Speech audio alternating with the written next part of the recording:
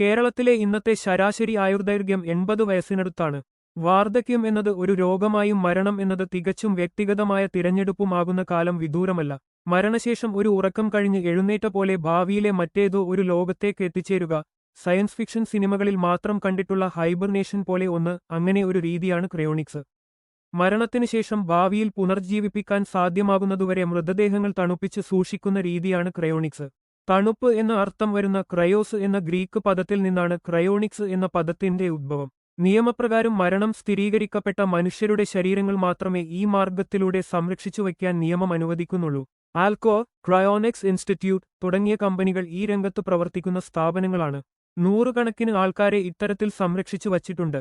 മനുഷ്യരെ മാത്രമല്ല, അവരുടെ പ്രിയപ്പെട്ട വളർത്തുമൃഗങ്ങളെയും ഇത്തരത്തിൽ സംരക്ഷിച്ചിട്ടുണ്ട്. ആയിരക്കണക്കിന് ആൾക്കാർ ഇത്തരത്തിൽ ഭാവിയിൽ വീണ്ടും തിരിച്ചുവരവിനായി മരണശേഷം ഇത്തരം രീതി ആശ്രയിക്കാൻ താൽപ്പര്യപ്പെട്ട് കഴിയുന്നു. ഇന്ത്യയിൽ ഇത്തരം രീതിയിൽ മനുഷ്യരെ മരണശേഷം തണുപ്പിച്ചു സൂക്ഷിക്കുന്നതിന് നിയമതടസ്സം ഇല്ലെങ്കിലും ഈ കമ്പനികളിൽ മിക്കതും US കേന്ദ്രീകൃതമാണ്. ലക്ഷങ്ങൾ ചെലവ് വരുന്ന ഈ രീതി ഭാവിയിൽ സുലഭവും കാര്യക്ഷമവുമായേക്കാം.